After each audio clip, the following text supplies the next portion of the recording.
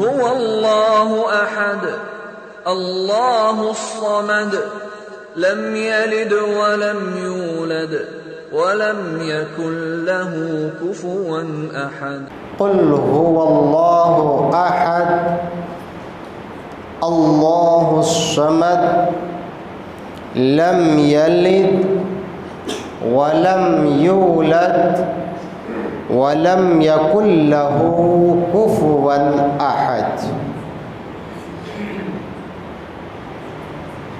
صہبا کی تپش بن کے ایاغوں میں جلو، تم خون بصیرت ہو دماغوں میں جلو۔ ہے روشنی درکار زمانے کو ابھی، ہے روشنی درکار زمانے کو ابھی، روغن کی طرح اپنے چراغوں میں جلو۔ حاضرین جمعہ، بزرگان محترم،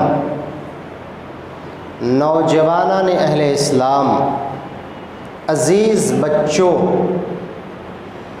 کتاب و سنت کی باتیں سننے کے لیے مسجد میں تشریف فرما خواتین، مائیں اور بہنیں، سب سے پہلے ہماری اور آپ کی ذمہ داری ہے کہ اس وحدہ لا شریک خالق کائنات، مالک ارض و سما کے لیے ساری تعریفیں، بڑائی، ذکر، شکر، ہر قسم کی عبادت بجا لائیں، جو تنے تنہا عرش پر مستوی ہو کر پوری دنیا کو اپنے علم کی نگرانی میں لیے ہوئے ہیں، مشکلات والے کے مشکلات کو دور کرتے ہیں، مریضوں، بیماروں کو شفا دیتے ہیں، ضرورت مند کو اس کی ضروریات کا انتظام کرتے ہیں۔ اس اللہ وحدہ لا شریک کی تعریف اور بڑائی بیان کرنے کے بعد اس امت اور اس روئے زمین پر تشریف فرما تمام انبیاء علیہم الصلاۃ والسلام کے پر درود اور سلام، خصوصاً امام الانبیاء رحمت للعالمین، سرور کائنات، خاتم الانبیاء جناب محمد الرسول اللہ صلی اللہ علیہ وسلم کے پر بے شمار درود اور سلام کے گلدستے نچھاور ہوں۔ اللہم صلی وسلم وبارک علیہ صلی اللہ علیہ وسلم۔ محترم حاضرین اور حاضرات، خطبہ مسنونہ کے بعد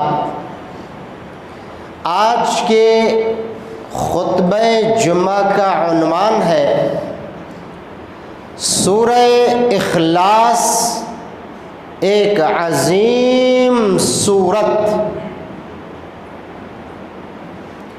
سامعین گرامی، سورۃ الاخلاص ہر کسی کو معلوم ہے، یہ قرآن مجید کی سورتوں میں سے ایک سورت ہے۔ 30ویں پارہ کے اندر ایک چھوٹی سی سورت ہے جو کم و بیش الحمدللہ یہاں جتنے مرد و خواتین ہیں سبھی کو یاد ہے، حتیٰ کہ بچوں کو بھی ان کے مکتب یا ٹیوشن کے اندر اس سورے کو یاد کرایا جاتا ہے اور حفظ کرایا جاتا ہے۔ سورۃ الاخلاص، قل هو اللہ احد اللہ الصمد لم یلد ولم یولد ولم یکن لہ کفوا احد کو کہا جاتا ہے۔ سورۃ الاخلاص کا ایک دوسرا نام بھی ہے جو تفسیر کی کتابوں میں موجود ہے، اور وہ کیا ہے؟ سورۃ التوحید۔ سورۃ الاخلاص کا دوسرا نام سورۃ التوحید ہے، یعنی ایسی سورت جس میں کما حق ہو اللہ تعالی کی وحدانیت، اللہ تبارک و تعالی کی ذات کا تعارف اور انٹروڈکشن بڑی بہترین طریقے سے کیا گیا ہے۔ سورۃ التوحید سورہ اخلاص کا دوسرا نام ہے۔ سورۃ الاخلاص مکی سورت ہے۔ پیارے نبی صلی اللہ علیہ وسلم نبوت کے ملنے کے بعد مکۃ المکرمہ میں 13 سال رہے۔ مکۃ المکرمہ میں 13 سال رہے۔ اس 13 سالہ زندگی میں جتنی آیتیں اور جتنی صورتیں آپ صلی اللہ علیہ وسلم پر نازل ہوئیں سب کو مکی صورت یا آیت کہا جاتا ہے۔ تو یہ صورت سورہ اخلاص مکی صورت ہے۔ اس میں کل 4 آیتیں ہیں۔ الحمدللہ اسے یاد کرنا چاہے تو زباں زد خاص و عام ہے۔ ائمہ حضرات الحمدللہ نمازوں میں اسے بکثرت زیادہ سے زیادہ تلاوت کرتے ہیں، جسے یاد کرنے میں کسی کو کوئی پریشانی نہیں ہے۔ 4 آیتوں پر یہ سورت محیط ہے اور 1 رکوع ہے۔ سورہ اخلاص کو اللہ تعالیٰ نے نازل کیوں کیا جاننا ضروری ہے۔ اس کا شان نزول کیا ہے؟ اللہ رب العالمین نے دنیا میں اس سورہ کو پیارے نبی جناب محمد رسول اللہ صلی اللہ علیہ وسلم پر نازل کیوں کیا، اس کا سبب کیا تھا، ریزن کیا تھا نبی کریم صلی اللہ علیہ وسلم پر اس سورہ مبارکہ کو نازل کیا گیا۔ مسند احمد کی روایت ہے، مفسرین لکھتے ہیں جناب محمد الرسول اللہ صلی اللہ علیہ وسلم کے پاس کبھی یہودی آ جاتے اور کبھی مشرکین آ جاتے، آپ پر سوال لے کر اسلام کے تعلق سے یا اسلام کے خلاف۔ مقصد علم حاصل کرنا نہیں تھا، مشرکین اور یہودیوں کو اسلام لانا نہیں تھا، اسلام کی جانکاری مطلوب نہیں تھی، وہ اسلام کے صاف اور شفاف چہرے کو اپنی کتابوں میں پڑھ چکے تھے، ان کا اسٹڈی باضابطہ انہوں نے کر لیا تھا۔ کیوں سوال کرتے تھے؟ تاکہ پیارے نبی جناب محمد رسول اللہ صلی اللہ علیہ وسلم کو کنفیوژن میں ڈال دیا جائے، شک اور شبہ میں ڈال دیا جائے، اور اسلام کے خلاف ایک سازش اور پروپیگنڈا رچ دیا جائے۔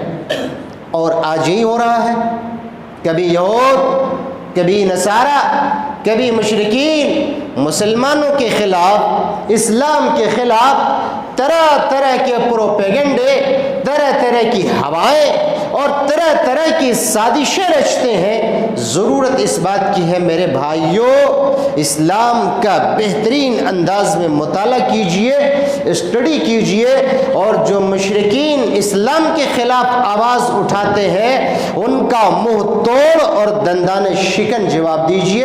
اللہ تعالی ہم تمام امت مسلمہ کو اسلام کا علم اور اسلام کی جانکاری رکھ کر مشرکین یہود و نصارہ کو اسلام کی حقانیت واضح کرنے کی توفیق عطا فرمائے، آمین۔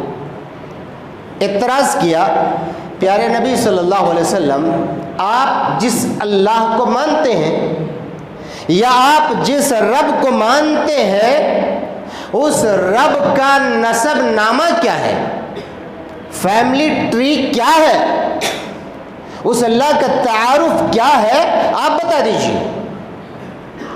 اللہ رب العالمین نے اپنا تعارف نبی کے زبان میں کہلوایا۔ مشرکوں کو کیا علم تھا کہ یہ نبی وہی نبی ہے، وما ينطق عن الهوى ان هو الا وحی یوحى، یہ ایسا نبی ہے جو اپنی طرف سے، اپنی ذات کی طرف سے نہ خود بولتا ہے، نہ کہتا ہے، نہ کرتا ہے، کہتے وہی ہے جو عرش والا کہلانے کا حکم جبریل علیہ السلام کو پیارے نبی جناب محمد رسول اللہ صلی اللہ علیہ وسلم کو کہتا ہے۔ وما ينطق عن الهوى ان هو الا وحی یوحى، جو وحی پیارے نبی صلی اللہ علیہ وسلم پر کی جاتی ہے وہی بات عرش والے کے نبی جناب محمد الرسول اللہ صلی اللہ علیہ وسلم کہتے ہیں۔ پیارے نبی صلی اللہ علیہ وسلم کے پر جبریل علیہ السلام وحی لے کر کے آتے ہیں کہ اے آقا، یہ مشرکین آپ کے پاس آئے ہوئے ہیں، ان پر آپ سورۃ الاخلاص کی تلاوت کر دیجئے، یہی نسب نامہ، یہی فیملی ٹری، یہی اللہ کا تعارف، یہی اللہ کی پہچان کے لیے کافی ہے۔ پیارے نبی جناب محمد رسول اللہ صلی اللہ علیہ وسلم نے تلاوت فرمائی، قل هو اللہ احد اللہ الصمد لم یلد ولم یولد ولم یکن له کفوا احد۔ اے نبی کریم جناب محمد رسول اللہ صلی اللہ علیہ وسلم، مشرکوں میں، لوگوں میں اعلان کر دیجیے، کہہ دیجیے، آپ اعلان کہہ دیجئے اللہ ایک ہے، اس کا تعارف یہی ہے، اس کا نسب نامہ یہی ہے، اللہ ایک ہے، اس کے علاوہ اللہ کا کوئی دوسرا ثانی یا پارٹنر ہے ہی نہیں۔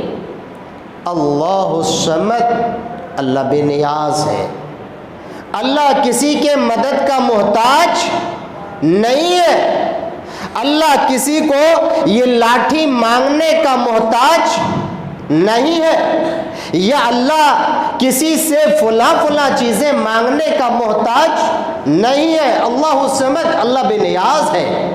لم یلد، اللہ سے کوئی اولاد نہیں ہے، اللہ کا نسب نامہ بیان ہو رہا ہے، اللہ سے کوئی اولاد نہیں ہے۔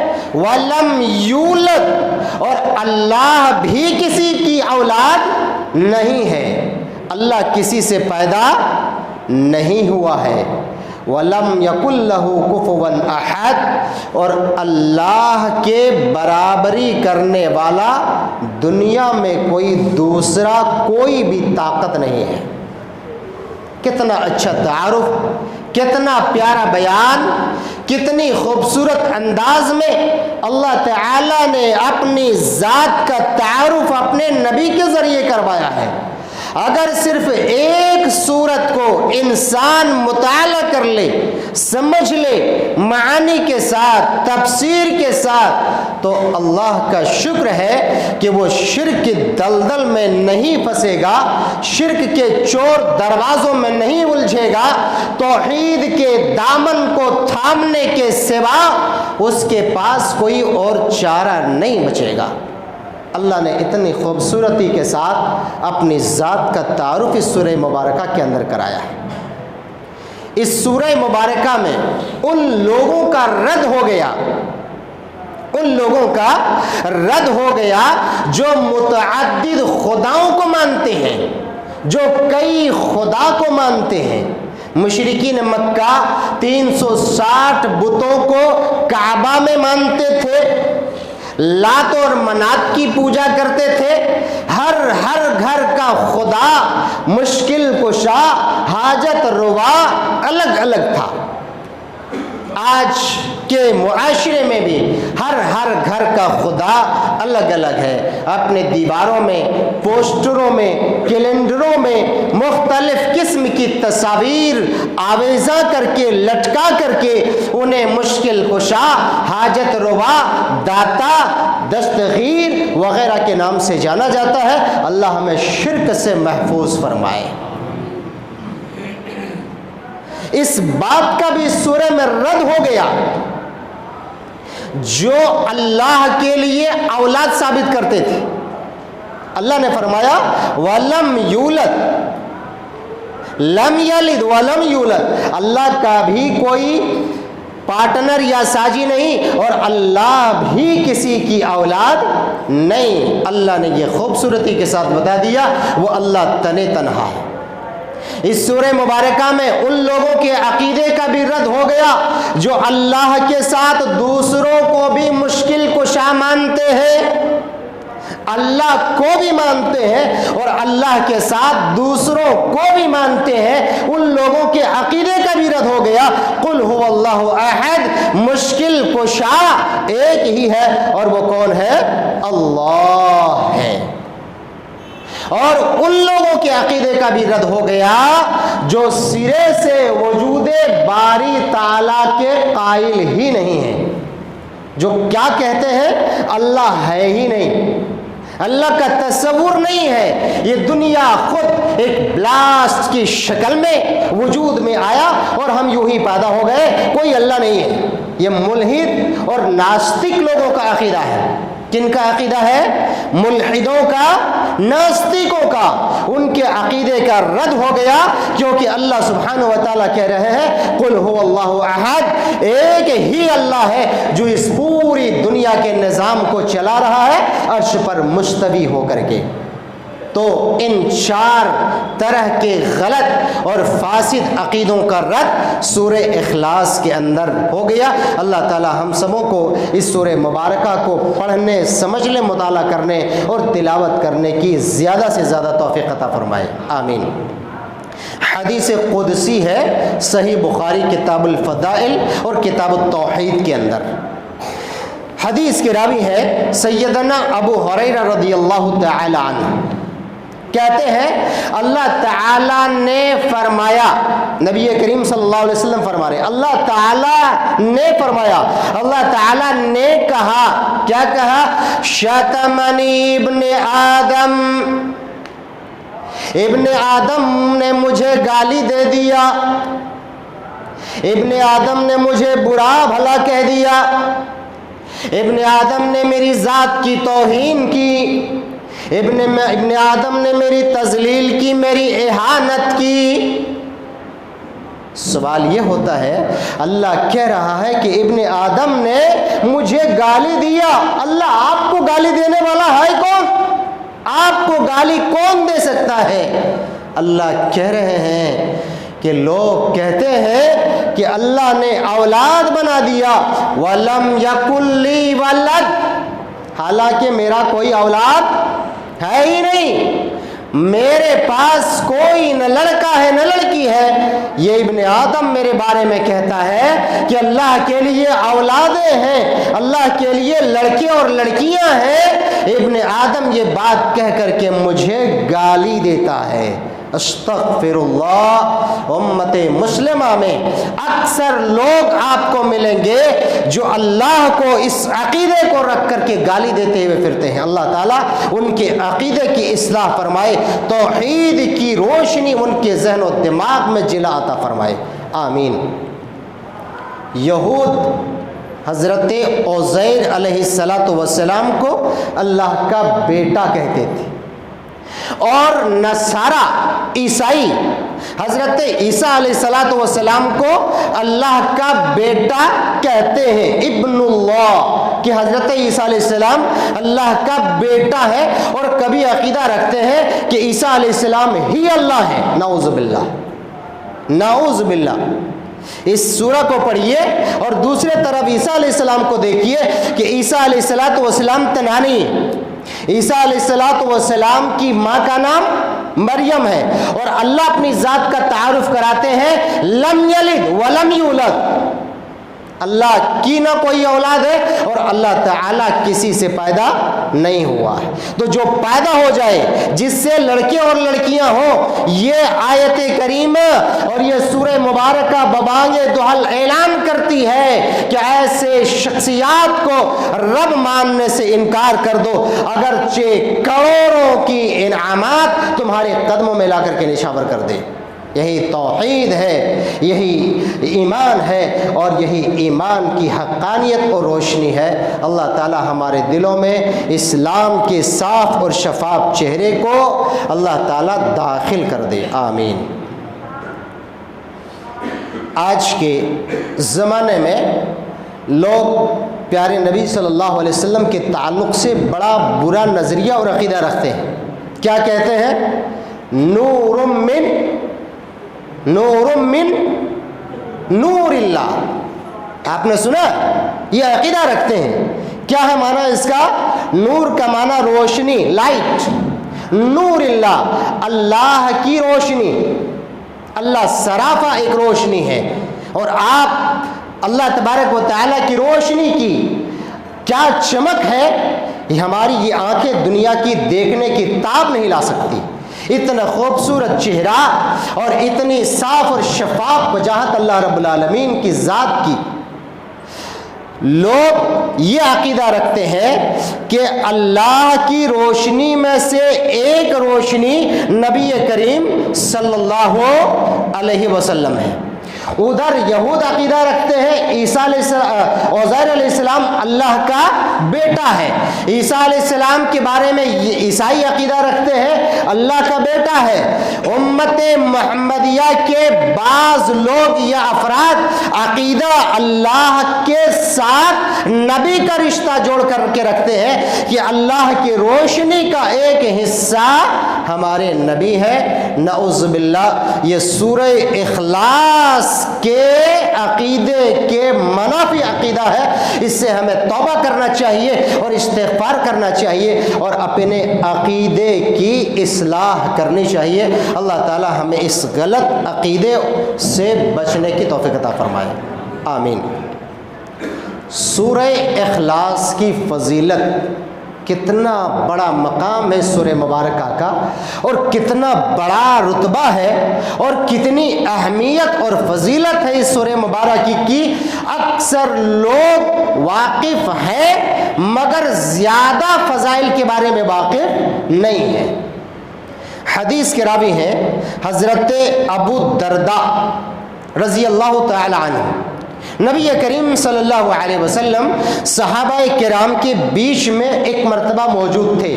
یہ حدیث صحیح بخاری میں بھی ہے اور صحیح مسلم میں بھی یہ حدیث آپ کو مل جائے گی۔ اب صلی اللہ علیہ وسلم نے صحابہ کرام سے بیان فرمایا، یہ حدیث بیان فرمائی، میرے ساتھیوں، اَيَعْجِزُ أَحَدُكُمْ أَن يَقْرَأَ ثُلُثَ الْقُرْآنِ فِي لَيْلَةٍ۔ میرے ساتھیوں ذرا بتاؤ کہ آپ میں سے کوئی ہے جو لوگ صرف ایک رات میں 1/3 قرآن کو پڑھ لے، قرآن کا 1/3 پارٹ اور حصہ ایک رات میں تلاوت کر لے؟ کیا آپ میں سے کوئی ایسے ہیں؟ فشک ذالک علیہم، صحابہ کرام کو یہ بات بڑی ناگوار گزری، یا رسول اللہ صلی اللہ علیہ وسلم 30 پارے کا قرآن ہے اور ایک رات میں 1/3 قرآن، 1/3 حصہ ہم صحابہ کیسے پڑھ سکتے ہیں؟ ان پر مشکل معلوم ہوا، گراں یہ بات گزری، تو آپ صلی اللہ علیہ وسلم نے فرمایا قل هو اللہ احد اللہ الصمد یعدل ثلث القرآن۔ سورہ اخلاص یاد ہے نا؟ سورہ اخلاص کو پڑھتے رہیے. سورہ اخلاص کو جب آپ پڑھ لیجئے گا رات کو تو یہ سمجھیے کہ آپ نے قرآن کا 1/3 حصہ پڑھ لیا اور قرآن کا 1/3 پارٹ آپ نے تلاوت فرما لی. اللہ اکبر. کتنی عظیم فضیلت ہے اس سورہ مبارکہ کی. ایک 4 آیت والی سورت کو ہم رات کے وقت تلاوت کرتے ہیں اور اللہ تعالی ہمیں 1/3 قرآن پڑھنے کا ثواب دیتا ہے. یہ کتنا بڑا احسان ہے اس رب العالمین کا امت محمدیہ کے اوپر کہ عمل کم، نیکی کم، مگر ثواب کتنا بڑا. اللہ تعالی ہمیں 1/3 قرآن کو روزانہ پڑھنے کی توفیق عطا فرمائے. اس کا مطلب صاف یہ ہے کہ اگر ہم نے 3 مرتبہ سورہ اخلاص کو پڑھ لیا، کتنا مرتبہ؟ 3 مرتبہ، تو کتنا قرآن ہم نے پڑھا؟ پورے 30 قرآن، 30 پارے کا قرآن پڑھنے کا ثواب اللہ تعالیٰ نے ہمیں دے دیا. اللہ اکبر. ذرا غور فرمائے میرے رفیقو، اس کا مطلب یہ نہیں ہے کہ میں آپ کو اور سورتیں پڑھنے سے منع کر رہا ہوں، پورے قرآن پڑھنے سے روک رہا ہوں. نہیں، روزانہ امت محمدیہ کے مرد و خواتین کو روٹین بنانی چاہیے اور قرآن کی سورتوں کی آیتوں کی تلاوت کرنے کی ایک لائے عمل اور روٹین تیار کر کے پڑھنی چاہیے. مگر اگر آپ کے پاس وقت کم ہے، آپ نہیں پڑھ پا رہے ہیں مصروف ہو کر کے، تو کم سے کم سورہ اخلاص کو پڑھتے رہیں. اللہ تعالیٰ آپ کو اس ثواب سے تو محروم نہیں کرے گا اور آپ قرآن پڑھنے سے محروم تو نہیں رہیں گے. اللہ تبارک و تعالی یہ عادت امت محمدیہ کو اپنانے کی توفیق عطا فرمائے. آمین. پیارے نبی جناب محمد رسول اللہ صلی اللہ علیہ وسلم کے پاس ایک شخص آیا اور کہنے لگا، یا رسول اللہ صلی اللہ علیہ وسلم، میں سورہ اخلاص سے بہت زیادہ محبت کرتا ہوں، سورہ اخلاص سے بہت زیادہ محبت کرتا ہوں. پیارے نبی صلی اللہ علیہ وسلم نے فرمایا، حدیث مسلم شریف کی ہے، ایک دم پرفیکٹ حدیث ہے، کہ اس سورہ مبارکہ سے میں بڑا پیار کرتا ہوں. یا رسول اللہ، مجھے کوئی بات بتا دیجیے کہ میں اتنا پیار کرتا ہوں، وجہ تو میرے اندر ہے.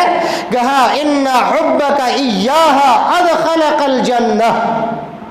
خوشخبری ہے تیرے لیے، بشارت ہے تیرے لیے، گڈ نیوز ہے تیرے لیے کہ تو سورہ اخلاص سے محبت کرتا ہے، ادھر رب نے تیرے لیے جنت میں داخل ہونے کی سند عطا کر دی ہے. ادخلک اللہ الجنہ، اللہ تبارک و تعالی تجھے جنت میں داخل کرے گا. اللہ اکبر. سورہ اخلاص کو پڑھیے، اس کی تلاوت کیجئے اور رب کی جنت میں داخل ہو جائیے. سورہ اخلاص کے ساتھ جو دعا کرے گا، سورہ اخلاص پڑھ کر کے جو دعا کرے گا، اللہ تعالیٰ اس کی دعا کو کبھی رد نہیں کرے گا. حدیث کے راوی ہیں سیدنا ابو بریدہ رضی اللہ عنہ. حدیث سنن ابی داؤد کی ہے اور صحیح روایت ہے. فرماتے ہیں کہ نبی کریم صلی اللہ علیہ وسلم نے ایک شخص کو سنا کہ وہ دعا کر رہے تھے، اللہم انی اسألک بِأَنِّي أَشْهَدُ لَكَ أَنْتَ اللَّهُ لَا إِلَهَ إِلَّا أَنْتَ الْأَحَدُ الصَّمَدُ الَّذِي لَمْ يَلِدْ وَلَمْ يُولَدْ وَلَمْ يَكُنْ لَهُ كُفُوًا أَحَدٌ. ایک صحابی کو نبی کریم صلی اللہ علیہ وسلم نے یہ دعا کرتے ہوئے سنا. اس دعا کے ذریعے سے دعا مانگ رہے ہیں. پیارے نبی صلی اللہ علیہ وسلم نے فرمایا، ساتھیو اس دعا کرنے والے کو دیکھو، اذا سأل اعطا، جب وہ کوئی چیز اللہ سے مانگے گا نا، اللہ سے سوال کرے گا نا، اعطا، اللہ اسے محروم نہیں کرے گا، اللہ اسے دے دے گا. وَإِذَا دُعِيَ بِهِ أَجَابَ، اور جب اس کے ذریعے سے وہ دعا کرے گا، دعا مانگے گا، اجابا، تو اللہ تعالیٰ اس کی دعا کو قبول کر لے گا۔ اللہ اکبر، کتنی عظیم صورت ہے۔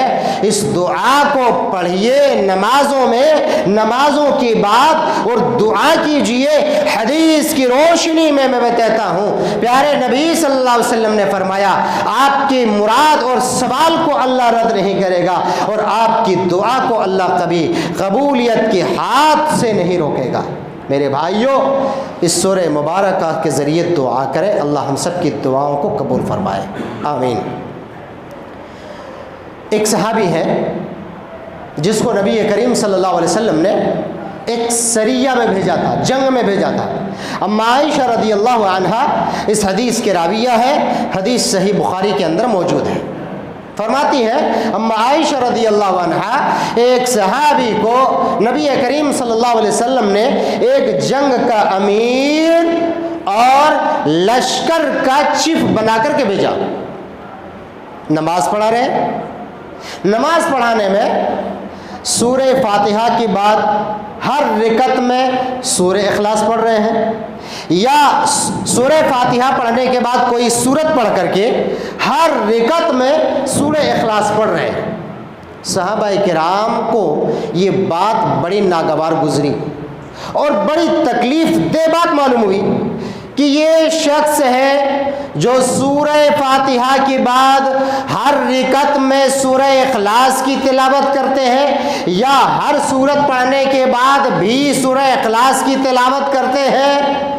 پیارے نبی صلی اللہ علیہ وسلم کے پاس شکایت لے کر کے آئے، کہنے لگے یا نبی صلی اللہ علیہ وسلم ذرا بتا دیجئے کہ یہ شخص ہے نا، کیسے آدمی کو ہمارا چیف اور امیر آپ نے بنا دیے کہ ہر نماز میں اور ہر رکعت میں سورہ فاتحہ کا پڑھنے کے بعد سورہ اخلاص کی تلاوت کرنا ان کے لیے کمپلسری اور پڑھتے ہیں۔ آپ صلی اللہ علیہ وسلم نے کچھ نہیں کہا۔ صحابہ کرام جو شکایت لے کر کے آئے تھے انہی سے کہا سلوہ لأی شیء یصنع ذلک، ان سے پوچھئے آپ لوگ جا کر کے کہ کس وجہ سے وہ ہر رکعت میں قل هو اللہ احد کی تلاوت کرتے ہیں۔ وہ تمام صحابہ اس امیر کے پاس گئے اور پوچھنے لگے آپ کے تعلق سے نبی صلی اللہ علیہ وسلم نے کہا ہے کہ میں آپ سے پوچھوں کہ آپ ہر رکعت میں سورہ اخلاص کاہے پڑھتے ہیں، کاہے تلاوت کرتے ہیں آپ؟ اس صحابی کا جواب تھا رفیقو، میرے یارو، دل و دماغ کے دروازے کھولنے کی ضرورت ہے۔ کہا لِأَنَّهَا صِفَةُ الرَّحْمَنِ وَأَنَا أُحِبُّ، اس سورہ مبارکہ کے اندر اللہ تبارک و تعالی کی صفات، رحمان کی خوبیاں، آپ کے خوبصورت نام کا ذکر کیا گیا ہے، اسی لیے میں اس سورہ مبارکہ کی تلاوت بکثرت کرتا ہوں، کیونکہ مجھے اللہ کے ناموں سے بڑا پیار اور لگاؤ اور محبت ہے، اسی لیے میں تکرار کے ساتھ پڑھتا ہوں۔ صحابہ کرام اس جواب کو سن کر پیارے نبی کے پاس دوڑے ہوئے آئے، کہا اللہ کے رسول یہی جواب دیا ہمارے امیر نے، کہا کہ اسے خوشخبری دے دو، اسے خوشخبری دے دو کہ اللہ تعالی بھی تمہارے لشکر کے چیف اور امیر سے محبت کرتا ہے۔ اللہ اکبر، کتنا بڑا مقام ہے سورہ اخلاص کے زیادہ سے زیادہ پڑھنے والے اور اس کی تکرار کے ساتھ تلاوت کرنے والے شخص کے اوپر، کہ اللہ تعالیٰ کی محبت اس شخص کے ساتھ دائماً ہمیشہ رہتی ہے۔ اللہ تعالیٰ تو اپنی محبت کے شیتل چھاؤں میں دنیا میں قائم اور دائم رہنے کی توفیق عطا فرمائے۔ اللہ تعالیٰ ہم سب کو قرآن حکیم کی تلاوت بکثرت کے ساتھ کرنے کی توفیق عطا فرمائے۔ جانتے ہیں آج کل امت محمدیہ کے افراد قرآن الحمدللہ گھر میں رکھے ہیں، قرآن کے صحیفے گھر میں رکھے ہیں، جزدان اور خوبصورت تھیلوں میں لپیٹ کر کے الماریوں اور طاقوں کا زینت قرآن مجید بنا ہوا ہے، مگر قرآن حکیم پڑھنے کا موقع بہت کم ملتا ہے۔ ایک واقعہ ذرا غور فرمائے، امام ابو داؤد رحمہ اللہ، جن کی حدیث کی بڑی جامع اور مستند کتاب ہے سنن ابی داؤد، جلیل القدر محدث اور فقیہ ہیں امام ابی داؤد رحمہ اللہ، وہ کہتے ہیں کہ میں حارث القرظی کے پاس ایک مرتبہ گیا تو دیکھا کہ وہ رو رہے ہیں۔ صبح کا وقت تھا، میں ان کے پاس دین کا علم لینے کے لیے، کتاب و سنت کی معلومات لینے کے لیے پہنچا تو دیکھا کہ قرظ الحارثی رحمہ اللہ رو رہے ہیں۔ میں نے ریزن پوچھا کہ آپ کیوں رو رہے ہیں، وجہ کیا ہے آپ کے رونے کا؟ تو کہنے لگے کہ افسوس کی بات ہے کہ آج میں صبح کے وقت تلاوت قرآن نہ کر سکا، قرآن نہ پڑھ سکا، اور قرآن نہ پڑھنے کا ملال اس وجہ سے ہے کہ ہو سکتا ہے کہ اللہ نے مجھے میرے کسی گناہ کی وجہ سے قرآن پڑھنے سے محروم کر دیا ہے۔ اللہ اکبر! آج ہم قرآن پڑھنے سے رکے رہے، قرآن پڑھنے سے رہے۔ آپ بتائیں، تاریخ اور سیرت کے ان واقعے سے ہم لوگ روشنی حاصل کریں کہ قرآن سے ہم کس قدر دور اور محروم ہیں۔ اللہ تعالیٰ امت مسلمہ کے مرد و خواتین کو قرآن کی تلاوت بکثرت اور زیادہ کے ساتھ کرنے کی توفیق عطا فرمائے۔ اللہ تعالیٰ سورہ اخلاص کی تلاوت ہم سب کو کرنے کی توفیق عطا فرمائے۔ اللہ تبارک و تعالیٰ امت مسلمہ کو دنیا میں امن کی، چین کی، سکون کی زندگی عطا فرمائے۔ اللہ تبارک و تعالیٰ ہمارے ذہن و دماغ میں اسلام کی محبت ڈال دے۔ اللہ تعالیٰ ہم سب کو نماز کی پابندی کرنے والا بنائے۔ اللہ تعالیٰ ہمارے صفوں میں اتفاق، اتحاد اور محبت پیدا فرمائے۔ اللہ تعالیٰ ہم میں جو بیمار اور مریض ہیں، مرد و خواتین میں جو ہاسپٹل پر زیر علاج ہیں، اللہ تعالیٰ ان کو شفائے کاملہ و عاجلہ عطا فرمائے۔ علاج کے تمام سہولیات کو اللہ تعالیٰ ان کے لیے آسان فرما دے۔ اللہ تعالیٰ ان کی پریشانی اور مشکلات کو دور فرما دے۔ اللہ تعالیٰ ہم میں جو تجارت کر رہے ہیں ان کی تجارت میں اللہ تعالیٰ برکت عطا فرمائے۔ اللہ تعالیٰ ہمارے نوجوانان یہاں سے جو باہر ملک میں جا رہے ہیں، اللہ تعالیٰ تو ان کے دین اور ایمان کی حفاظت کے ساتھ بہترین روزی روٹی انہیں وہاں حاصل کرنے کی توفیق عطا فرمائے۔ اللہ تعالیٰ ہمیں اسلام کی خدمت اپنے وطن عزیز میں حقانیت کے ساتھ، کتاب و سنت کے ساتھ کرنے کی توفیق عطا فرمائے۔ اللہ تعالیٰ ہم سب کو دنیا میں اسلام کی صحیح باتیں پیش کرنے کی توفیق عطا فرمائے۔ اللہ تبارک و تعالیٰ ہم میں جو غیر شادی شدہ جوڑے ہیں، اللہ تو انہیں دیندار گھرانے میں ان کا جوڑا نصیب فرما۔ اللہ تعالیٰ ہم سب کے گھروں سے شیطانی وسوسے، ٹونا ٹٹکے اور بھوت اور جنات کے شر اور فتنوں سے ہم سب کے گھروں کو پاک کر دے۔ اپنی رحمت، برکت اور سکینت کا نزول ہم سب کے گھر میں پیدا فرما۔ اللہ تبارک و تعالی ہم سب کا خاتمہ بالخیر ایمان کے ساتھ پیدا فرما کر اللہ تعالی ہم سب کو قبر کی سختیوں سے نجات دے دے، جہنم کے مشکلات سے بچا کر جنت الفردوس ہم سب کا ٹھکانہ بنا دے۔ آمین۔ اقول قولی ھذا استغفر اللہ لی ولسائر المسلمین۔